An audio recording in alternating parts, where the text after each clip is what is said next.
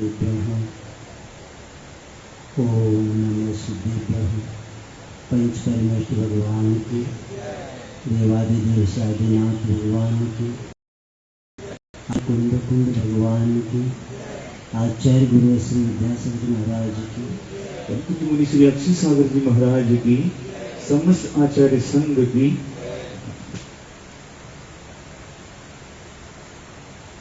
अनादिकाल से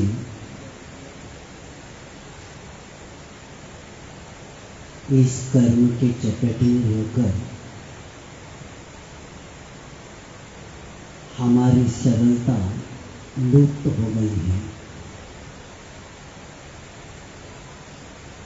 और हमारी प्रवृत्ति, हर प्रवृत्ति छल कपट के बिना हमें जीने का अभ्यास इतना हुआ है कि कभी कभी लगता है कि ये छल कपट हमारा कब समाप्त हो जाएगा। और उसके छल कपट के कारण टेढ़ापन आ गया है। आचार्य महाराज जी के शब्द है, टेढ़ापन तेरापन नहीं है, लेकिन टेढ़ापन ही मेरापन हो गया। और इसी के कारण जीवन इतना कष्टप्रद हो गया है कि हर व्यक्ति के पास जब भी हम बोलते हैं, हर भाव में हम गए हैं, कभी भी हमारे परिणाम अच्छे नहीं हो पाए। और इसी के कारण और इस भाव में भी कई वर्ष से, सालों से हम पर्युषण पर्व भी मना रहे हैं। और इस पर्युषण पर्व में अलग अलग तीर्थों में जाते हैं, अलग अलग शिविर होते हैं और अलग अलग साधु के संगति में भी जाते हैं। लेकिन हमारी जीवन शैली में कोई परिवर्तन बहुत कम लोगों का हुआ है। परिवर्तन हुआ है, लेकिन जो परिवर्तन होना चाहिए वो हो नहीं पाया। उसका कारण क्या है? क्योंकि हमारी जीवन यात्रा में जो बाधक है वह मायाचार ही हमें हर समय बाधक बना रहा है। और जब तक इसके साथ हमारा बंधन रहेगा माया के साथ, तब तक हमारी साधना में हम आगे ऊपर नहीं उड़ सकते। और इसी भाव को लेके हम अब प्रारंभ करेंगे कि ये माया का ये जो गर्त है, ये कहाँ से प्रारंभ होता है। तो आत्मानुशासन में माया गर्त से भय को प्राप्त करना हमारा कर्तव्य होता है। और इसलिए आचार्य कहते हैं, भेय माया महागतान मिथ्या घन तमोमया तस्मिन्ना न लक्षन्ते क्रोधादि विषयादय। बहुत अच्छी बात बताया है इसमें। आचार्य आत्मानुशासन में कहते हैं कि इस माया रूपी जो बड़ा गड्ढा है, इसमें गड्ढा पहला बड़ा है और उस गड्ढे में मिथ्यात्व रूपी सघन अंधकार है। पहला गड्ढा भयानक और उसमें मिथ्यात्व रूपी घना अंधकार है और इसे परिपूर्ण होने के कारण जिस गड्ढे में भीतर छुपे हुए क्रोधादि जो कषाय रूप जो भयानक सर्प है, उसके कारण जो व्यक्ति उस गड्ढे में जाता है, नियम से उस कषाय रूपी 4 क्रोधादि के कारण क्या होता है, उसका किसी न किसी का ग्रास बन ही जाता है। क्योंकि सबसे बड़ा मिथ्यात्व ही कारण है। और आज पर्युषण पर्व का ये तीसरा दिन है और आज तीसरे अध्याय का वाचना कई जगह होती है और तीसरा अध्याय नरक गति का वर्णन उसमें आता है। नरक गति व्यक्ति क्यों पहुंच गया, उसका कारण है मिथ्यात्व ही है। क्योंकि मिथ्यात्व हमें दुर्गति को लेके जाता है और मिथ्यात्व के समान संसार में दूसरा कोई पाप है ही नहीं। और अकल्याण करने वाला जो विष है, प्राय करे संसारी धर्म रूपे अमृत का पान नहीं करते हुए इस मिथ्यात्व रूपी विष का प्राशन करते हुए अपना जीवन व्यतीत अनंत काल से किया है। और इसीलिए उस मूल हमारा स्वरूप जो सीधापन है, उसको हमने क्या किया है, भूल गए। और इसीलिए आचार्य पूज्यपाद महाराज कहते हैं कि योगस्य वक्रता आर्जवम। सर्वार सिद्धि में आचार्य कहते हैं कि हमारा जो योग है वह सीधा होना चाहिए। अगर वह सीधा हो जाएगा, क्योंकि रुजिर भाव आर्जवम यानी अपने सीधापन आ जाए तो क्या कहा जाए, जीवन में आनंद ही आ जाएगा। क्योंकि योग शब्द ही हमें बताता है कि योग शब्द का सच्चा अर्थ ये है कि अपनी मूल स्वरूप में स्थित होना। देख लेना, अगर हमारे उस योग में वक्रता आ गई तो हम स्वरूप से अलग हो जाते हैं और इस योग के कारण ही व्यक्ति वक्रता के कारण अलग हो जाता है।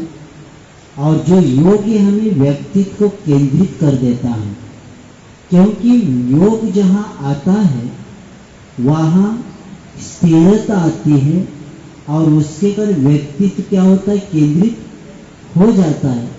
और हमारी मायाचार के साथ जो शक्तियां इधर उधर जाती है वो सब एक जगह केंद्रित हो जाती है और इसी के कारण वे स्वस्थ चित्त हो जाता है। क्योंकि चित्त को स्वस्थ रखना ही सबसे योग की साधना है।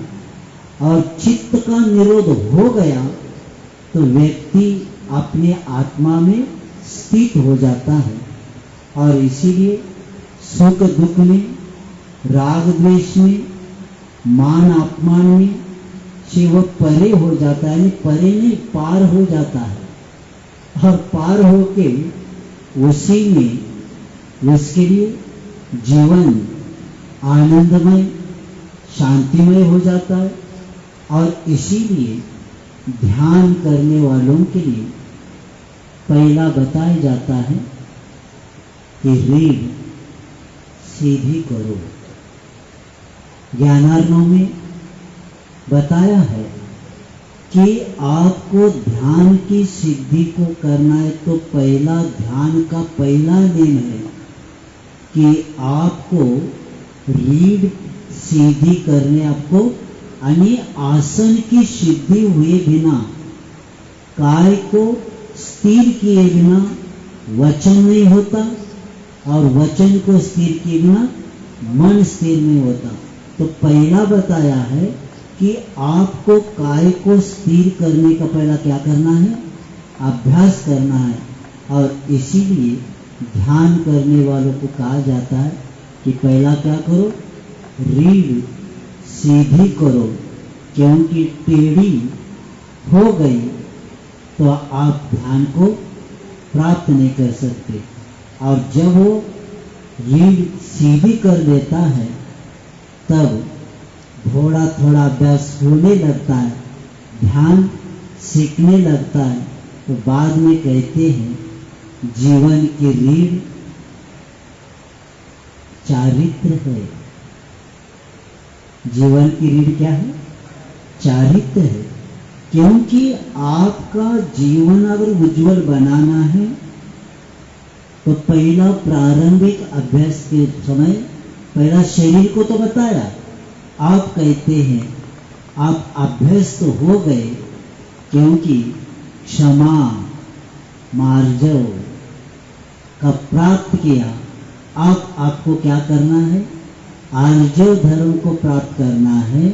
तो पहला चारित्र को आपको क्या करना पड़ेगा, धारण करना पड़ेगा।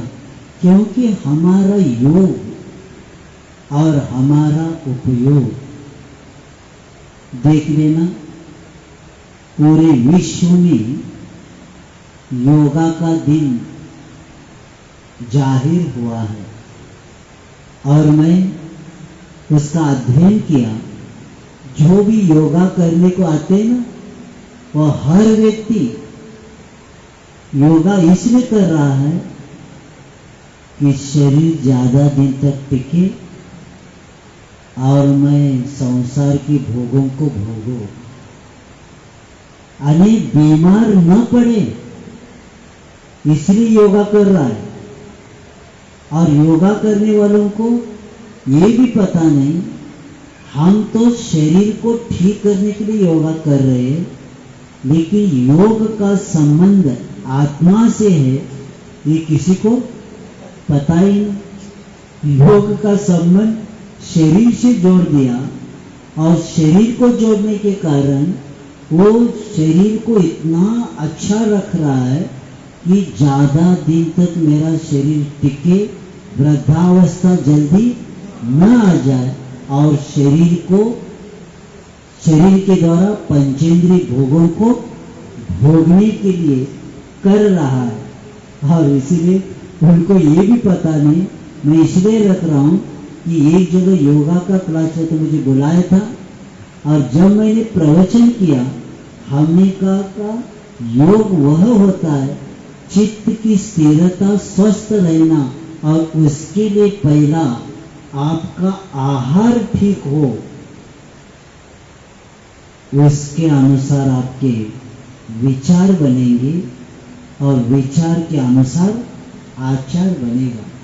जब मेरा प्रवचन होने के बाद तो साधक लोग कहने लगे, महाराज आज पता चला कि योग जो हमारे परिणामों को ठीक करने, हम सिर्फ शरीर के पीछे लगे हैं, लेकिन खान पान का भी विवेक होना चाहिए।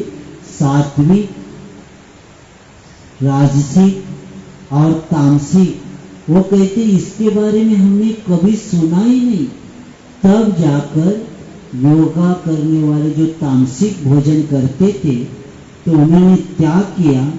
तब हमने कहा अब आपका ध्यान प्रारंभ हो सकता है, क्योंकि तामसिकता को करने वाला व्यक्ति योगा कर रहा है और वो उसका मन कहाँ जा रहा है, विषयों की ओर जा रहा है।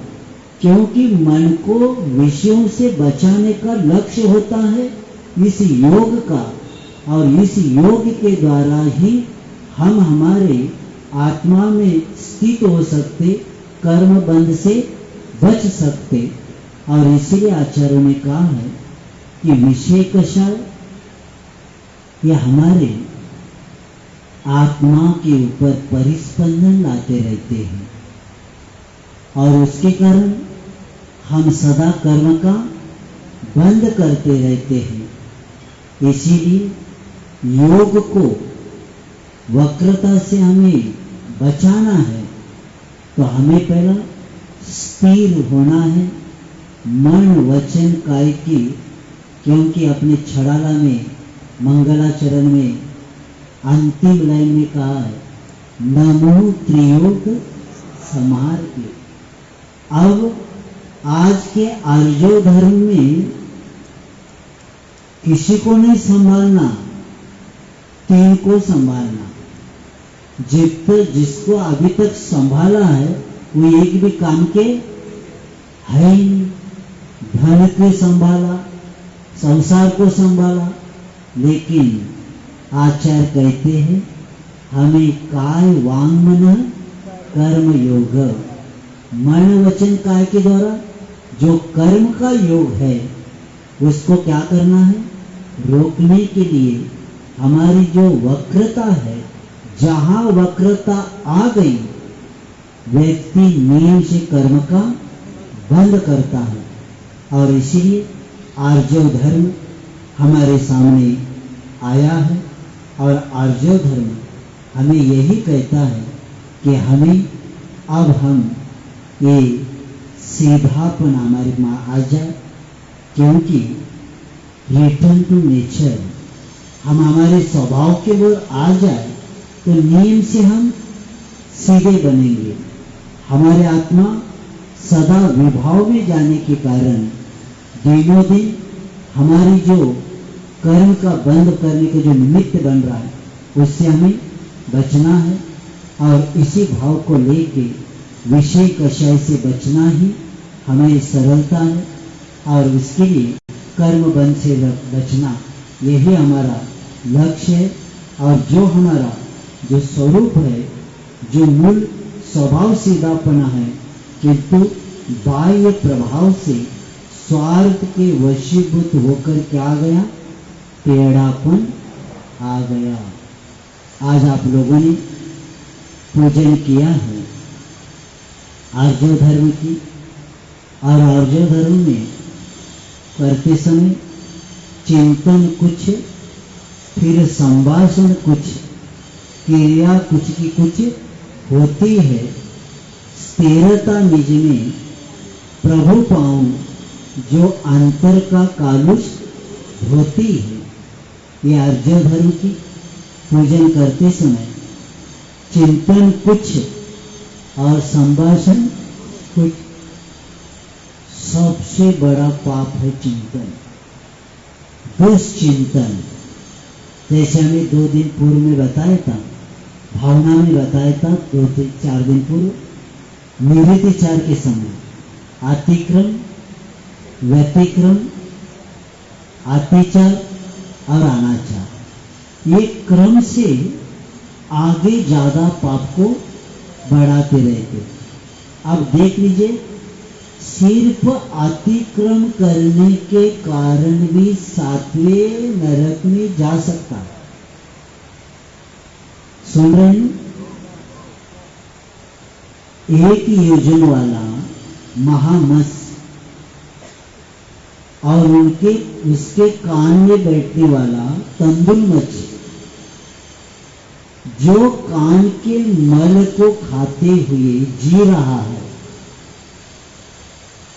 और उस महामस के मुख में से आकर बड़ी बड़ी मछली जा रही है और वहां बैठ के सिर्फ चिंतन कर रहा है, अपने मन में भाव कर रहा है कि अगर मैं होता,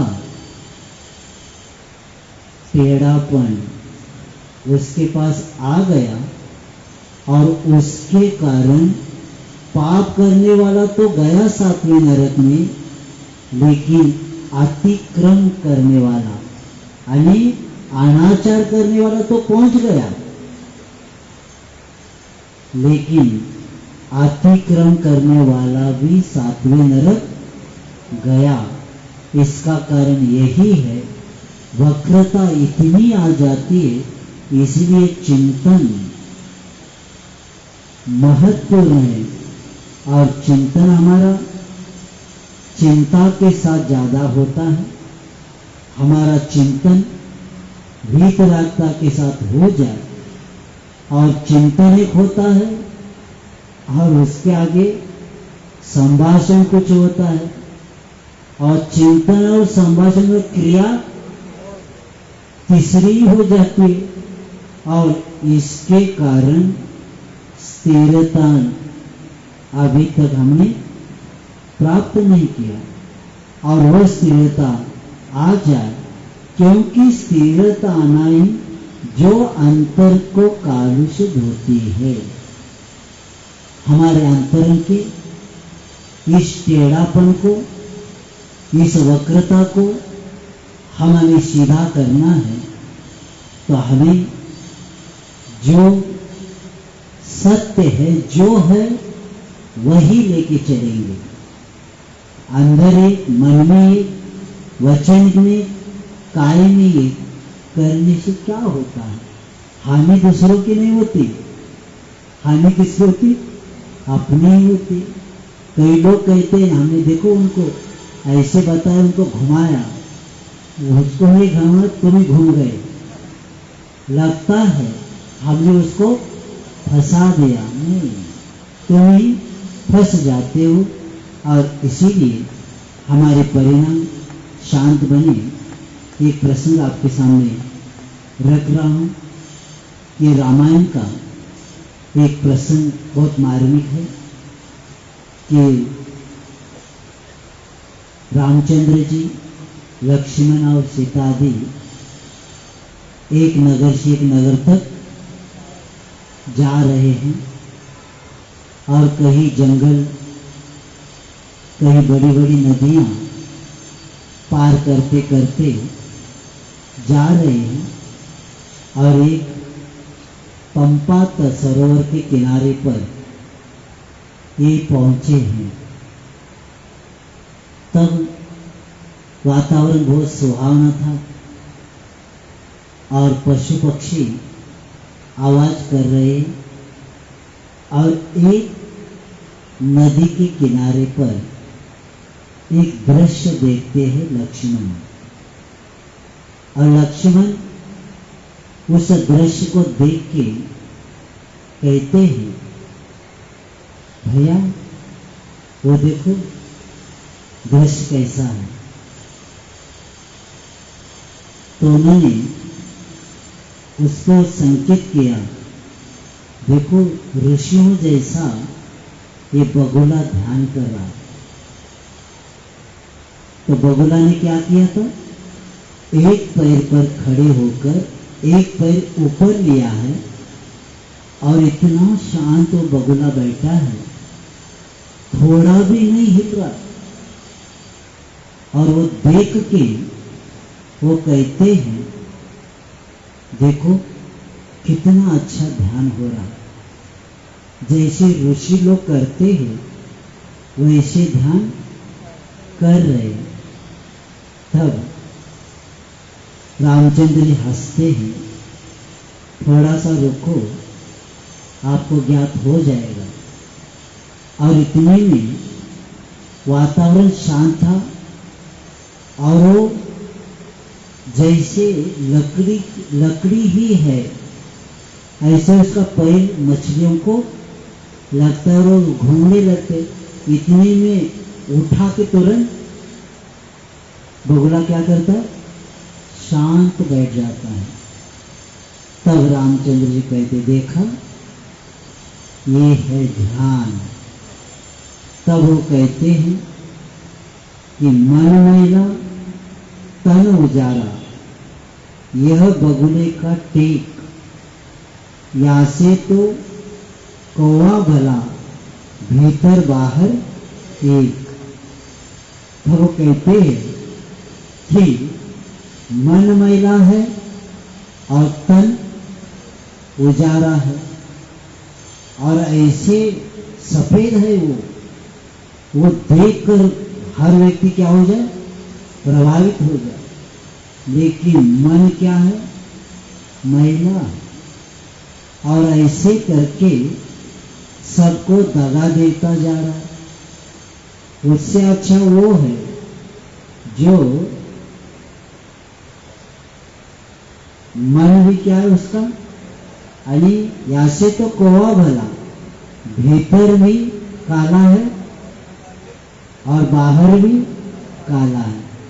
तो ये उदाहरण बता के रामचंद्र जी कहते हैं कि बाहर से सिर्फ सफेद रहकर नहीं चलता, अंदर भी वो सुंदरता जो तन की सुंदरता है वही सुंदरता अंदर भी होना चाहिए, क्योंकि तन सुंदर है और मन सुंदर नहीं तो किस काम का। और इसीलिए योग ध्यान करने वालों के लिए बताया है कि पानी का स्वभाव शीतल है, गर्म होने के बाद भी पुनः शीतल उसके पास रहती है।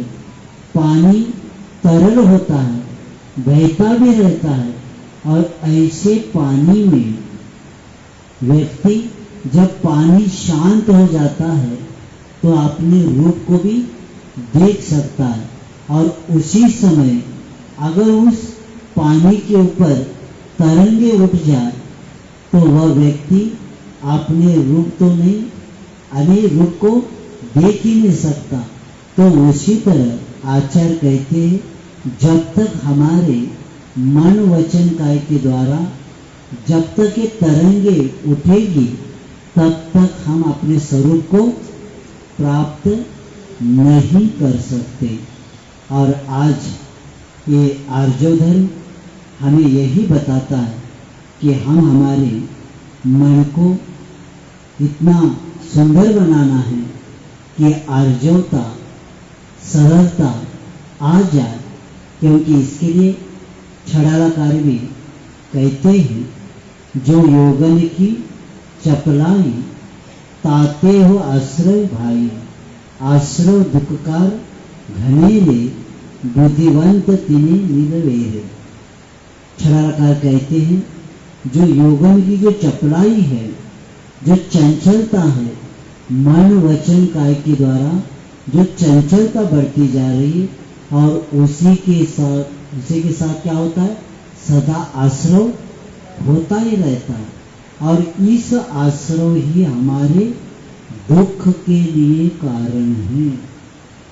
कितना संभालना पड़ता है मन वचन काय को। जैसे अभी महाराज जी ने बताया कि हमारा योग का कितना दुरुपयोग है। हम प्रत्येक समय हमारे परिणाम यानी सदा पापाश्रम ही करते रहते। मन वचन काय के द्वारा प्रवृत्तियां इतनी करते रहते हैं, हम कभी उसको शांत रखे ही नहीं, और उसी के कारण दिनों दिन हमारा टेढ़ापन बढ़ता जा रहा है। और जितना बढ़ता जा रहा है, अब पंचम काल के अंत में हम है, और इसके बाद अच्छा कुछ भी मिलने वाला है ही नहीं।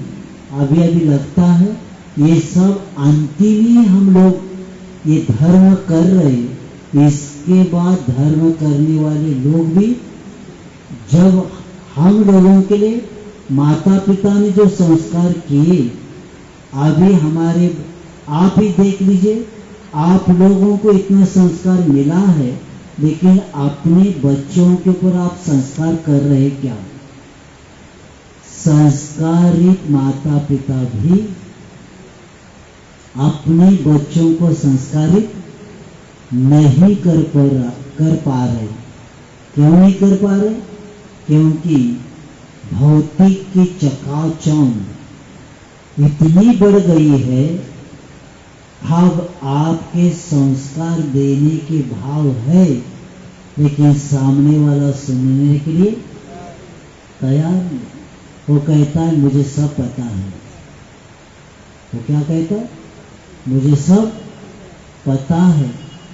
जिसको छोटे से बड़ा बनाया, जिन्होंने धर्म का एक शब्द भी नहीं पढ़ा,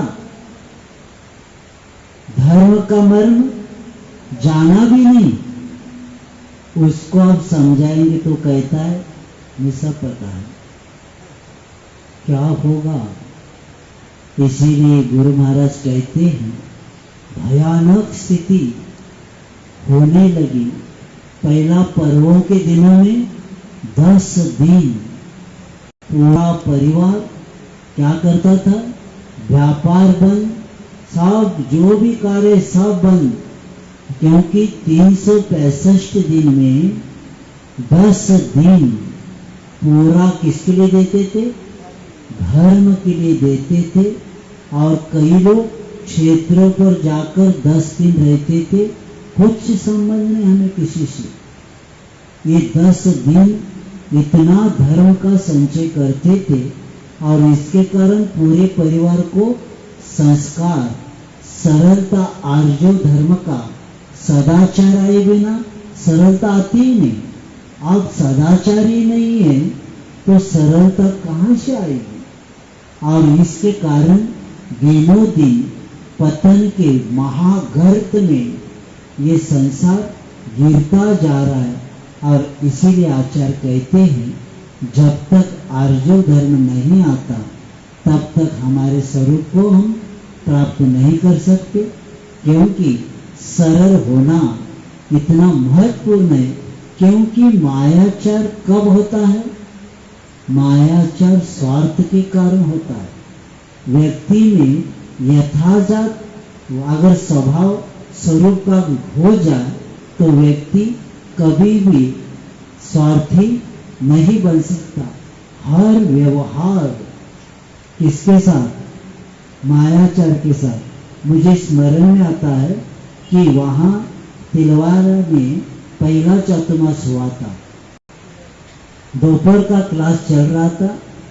आचार्य महाराज जी कुछ पढ़ा रहे थे और इतने में एक बंदर आ गया और स्टेज के सामने कुछ शो के लिए कुछ वृक्ष लगे थे, उसके कुछ फूल थे, फल थे, और एक बंदर आकर उसको लेने की कोशिश किया। तो देखकर वो प्लास्टिक का मालूम हुआ, वो भागने लगा। आचार्य जी हंसने, देखो ये पशु भी इस भौतिकता से नहीं समझ पा रहे, यानी वो भी क्या हो गया, प्लास्टिक का है, उसको भी लेने के। और अभी भी कई लोग घर में फ्लैट में रहते ना, तो ऐसे ऐसे वृक्ष लगाए कि ये व्यक्ति, सामने वाले जो व्यक्ति रहता था वो देखता था कि हरियाली इतना वृक्ष था और एक व्यक्ति आकर उसको पानी डालने का एक्टिंग करता था। वो देख के सामने वाला कहता था, देखो कितना अच्छा वृक्ष लगाया, हमारे ऐसा वृक्ष अभी तक आया ही नहीं। क्योंकि वृक्ष प्लास्टिक का, वहां भी मायाचार और पानी भी डाला जा रहा है। और दूसरे व्यक्ति कहे, देखो कैसा वृक्ष लाया इन्होंने, कहां से। सब पूरा जमाना मायाचार के साथ ही जाता है। और इसीलिए हम हमारे प्रकृति की ओर हो जाए, हमारा योग और हमारा उपयोग, ये दोनों भी महत्वपूर्ण है। क्योंकि वे रामायण में प्रसंग देख लेना, शांतिनाथ भगवान जी के मंदिर में स्फटिक की माला लेके माला फेर रहे हैं। और योग सही है, क्योंकि नमो अरिहंताणम का जाप चल रहा है बहिरूपिणी विद्या प्राप्त करने के लिए। आधार लिया, योग अच्छा है, लेकिन उपयोग किसके लिए, बहिरूपिणी विद्या के लिए। और इसी के कारण योग ठीक था लेकिन उपयोग ठीक नहीं था। उसी तरह ये विद्या प्राप्त करने के बाद भी इसके द्वारा, योग के द्वारा कर्म की निर्जरा नहीं हुई। उस योग के द्वारा, योग तो ठीक था लेकिन उपयोग के कारण योग भी बिगड़ गया। और उसी के कारण रावण का क्या हो गया, पतन हो गया। तो ऐसे उस योग और उपयोग को, क्योंकि उपयोग अशुभ है तो नियम से हमारे लिए वह कर्म बंध का कारण है, और योग और उपयोग में सरलता से ही उत्तम आर्जव धर्म आ सकता है। और हमें जो बाहरी पदार्थ है, हमारा रहन सहन है जो नकली होता जा रहा है, हमारा संभाषण भी बहुत ऐसे बोलते हैं कि पेट का पानी, लोग कहते हैं कितना अच्छा बोल, इतने मीठे मीठे, क्या बोलते हैं आप, रसों अभी इतना मीठा मीठा बोलते, बोलने के बाद ऐसा लगता है कितना अच्छा बोले, लेकिन अंदर क्या भाव है क्या पता।